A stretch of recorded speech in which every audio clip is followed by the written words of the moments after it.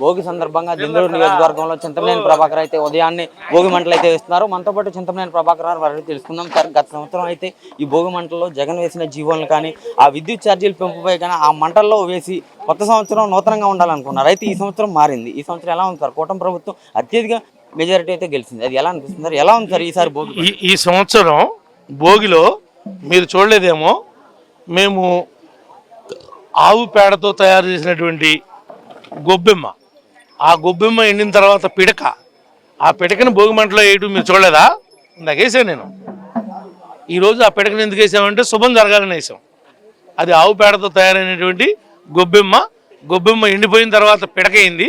ఆ పిడకని భోగి మంటలో వేసి మా యొక్క తాలూకా ఉన్నటువంటి భావాలు ఏమైతే ఉన్నాయో, ముఖ్యంగా సూపర్ 6 ఏమైతే ఉందో అది అమలు కావాలని కోరుకున్నాం. ప్రభుత్వం వచ్చిన తర్వాత ఎవరైతే వేరే దేశాల నుంచి అందరూ సపోర్ట్ చేశారో వాళ్ళందరూ ఎంతో సంతోషంగా ఈ సంక్రాంతికి ఇక్కడ ఊళ్ళో జరుపుకోవాలని వస్తున్నారు. వాళ్ళందరూ ఎలా చూడాలి? వస్తున్నాం, వాళ్ళందరూ వస్తున్నారు, వచ్చున్నారు.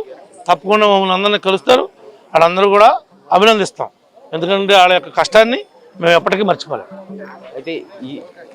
అయితే ఈ ప్రభుత్వంలో కుటుంబ ప్రభుత్వం ఎంతో సంతోషంగా ఉందని చెప్పి గత ప్రభుత్వం చేసిన తప్పిదాలన్నింటినీ కూడా ఈ భోగి మంటల్లో వేసి నూతన ప్రభుత్వం ఏర్పాటు చేసామని చింతమనేని ప్రభాకర్ అయితే చెప్తున్న పరిస్థితి కనపడుతుంది. కెమెరామెన్ రమణతో చైతన్య, మెగా 9 టీవీ, ఏలూరు జిల్లా నుంచి.